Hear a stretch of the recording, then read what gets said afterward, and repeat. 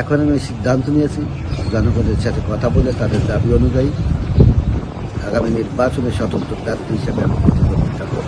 আগামী জাতীয় নির্বাচনে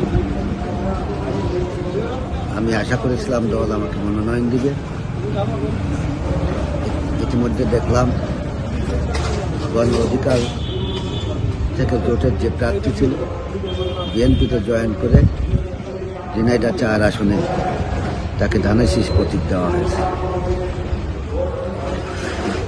আমি জনগণের সাথে কথা বলে তাদের মতামতের ভিত্তিতে সিদ্ধান্ত নিয়েছি আমার দীর্ঘদিনের রাজনৈতিক যে অর্জন সেই অর্জন একজন অন্য দলের মানুষ যারা তাদের ব্যক্তি স্বার্থে জনগণের স্বার্থে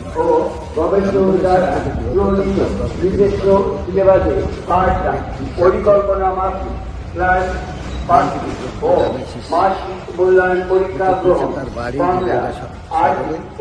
ঝিনাইদহ ৪ যেখানে এলাকার মানুষ তার এলাকার কোনো প্রার্থীকে জয়যুক্ত করতে চায় আগামী নির্বাচনে, তাদের সাথে যেহেতু আমার দীর্ঘদিনের সম্পর্ক আমার এলাকার মানুষের সাথে, উল্লেখ্য 2018 সালেও আমাকে ধানের শীষ প্রতীক দিয়ে পাঠানো হয়েছিল নির্বাচন করার জন্য। এখন আমি সিদ্ধান্ত নিয়েছি জনগণের সাথে কথা বলে তাদের দাবি অনুযায়ী আগামী নির্বাচনে স্বতন্ত্র প্রার্থী হিসেবে আমি প্রতিদ্বন্দ্বিতা করব।